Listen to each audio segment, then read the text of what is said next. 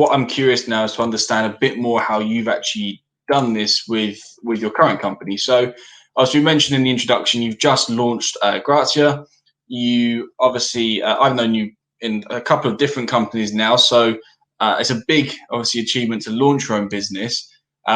So talk us through, I guess, a little bit more about what you guys do, and then how we're using Lean right now to, try and find what your market fit effectively is. And I guess on top of that, have we gone through the motions of doing an MVP and iterations and that feedback loop? How has that gone so far, being a couple of months as a business?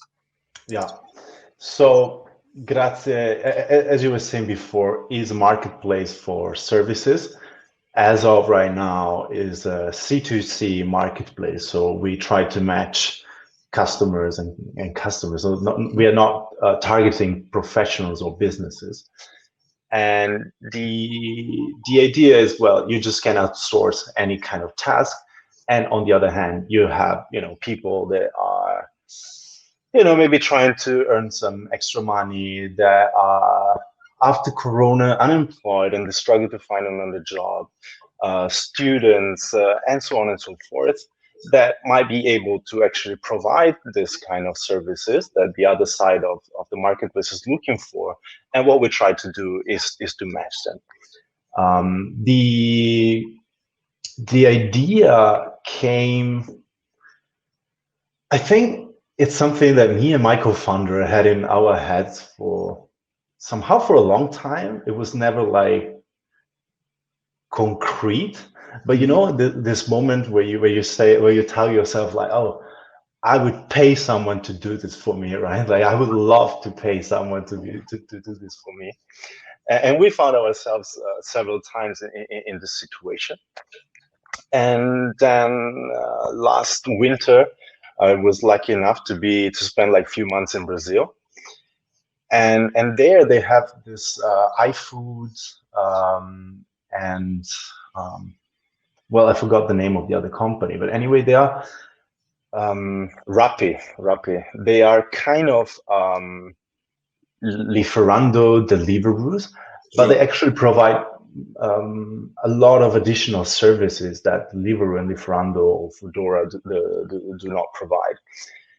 And I guess noticing that, plus this thing that we had in the back of our heads for a long time, brought us to the point that we thought, okay, maybe there is a space, there is a market to do something along those lines here in Europe, here in Germany as well. And so we decided to try. Now, I think I would like to say that our startup is the most complicated one, and our idea is the riskiest one. But I guess the truth is that every startup is very complicated. Every new business idea is very complicated, right? And we were very aware of that. And we were aware of the fact that when you build a marketplace, you do need to deal with two different sides, right? You have like, it's a little bit like having two products, right? Because you're targeting different users, and therefore you need to make sure that you are appealing to both this sides of your marketplace. Otherwise, you don't have a marketplace. So a lot of risks, a lot of uncertainty. What we decided to do, which is, to be honest, very similar to what you mentioned before with this Slack group, we decided to build a landing page, which is like Lean Startup textbook, basically. A landing page is basically a website, is a one page or just a couple of pages website that can be built using some website generator tools like, I don't know, Jimdo or whatever, or you can build like you can use landing pages builders like Unbounce or Lead Pages that are very similar, but they offer some like analytics tools on top of the traditional web builder tools that allow you to a little bit measure the response of your landing page. And so, yeah, we used one of these tools. We built our landing page. We built actually several landing pages. And what was the content of these landing pages? Where we tried to sell our USP, right? We tried to describe what our product was and why our potential users, in our opinion, had to try our product, right? Why they should not leave without it. So yeah, try to describe your USP. You build, or most of the time, you want to build multiple landing pages because you want to test different variations of your USP. Or for instance, you might want to test different features, right? So if you wonder, like, what could be my killer feature? Well, try multiple ones, try multiple landing pages. In each landing page, put a different feature. You might be wondering, what is the correct pricing for my product? Once again, try different landing pages with different pricing models, and see how your users respond. When I say see how your users respond, I mean, and if we think back to what an MVP is, and if we think about the validated learning, and if we think about real metric proof, well, you do want to get some metric out of your landing page. And I would say the commonly agreed upon metric is conversion rate. Mm-hmm. So you don't want to look at sessions or visits or this kind of metrics, because it might easily fall into the vanity metric kind of KPI, because you can spend more money, drive more traffic to your landing page, and increase the number of visits, right? What you want to know, though, is, are the users that come to the page interested in this product, and would they be willing to try it if this product would exist? Because of course, you're just building the landing page, you're actually not building the product. So what we did, we add a tiny form that was asking, if I remember correctly, name, email, and name, last name, and email, to add a little bit of friction, right? So if people are willing to leave this personal information behind, it means that they really kind of care and they didn't just click by accident on this button. Little hoop that you get them to jump through, so to speak. Yeah, exactly, right. It's I would say it's literally adding a little bit of friction, because friction is a proof of interest. If you just would magically make something appear on the screen of your users, that would mean anything, right? So add friction, and that is a proof of interest. And so we did this multiple landing pages.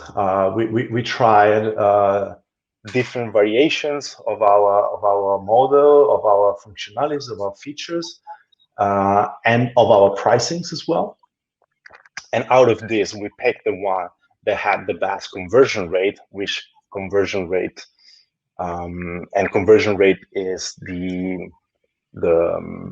the number of people that actually leave the personal details and subscribe, compared to the number of total visitors. Sure. And by the way, I would say it's as a rule of thumb, aim to have at least a 20% conversion rate.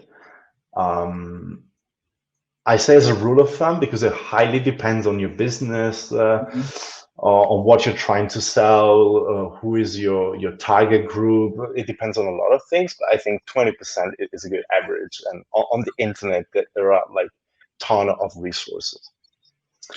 So before you carry on for a second, just want to backtrack slightly to make sure we understand it correctly. You're saying create several landing pages before we start creating the product. So the MVP in this instance is the landing page. The hypothesis is are people going to be interested in this sort of product? Is that right? That is correct. Okay, cool. Absolutely. So we're creating these landing pages.